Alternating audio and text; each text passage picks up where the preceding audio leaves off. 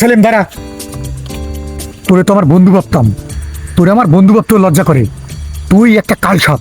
আমার পরিবারের প্রত্যেকটা লোক, আমার বাবা, আমার মা, আমার বোন, এমনকি আমার ছোট ভাইটা তোকে আমার পরিবারের একজন মনে করে।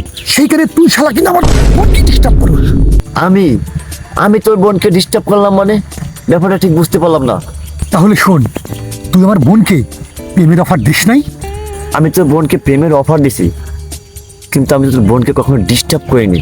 তুই তো সাথে একটা নিমু খারাম। তোকে আমার পরিবারে জায়গা দিছিলাম, আর সেইখানে তুই আমার বোনকে ডিস্টার্ব করিস। আসলে বন্ধু, আমি তোর বোনকে অনেক ভালোবাসি, এটা সত্য কথা।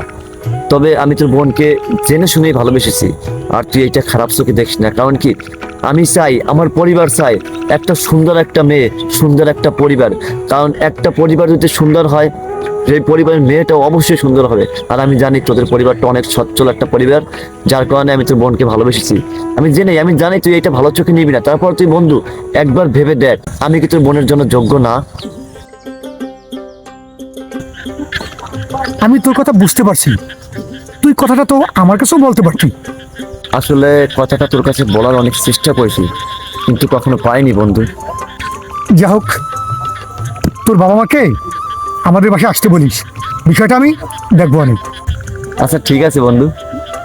আপনি বিয়ে করলে এমন পরিবারের একটা মেয়েকে বিয়ে করুন, যাকে নিয়ে আপনি সুখে থাকতে পারবেন, যার পরিবার সম্পর্কে আপনি জানেন,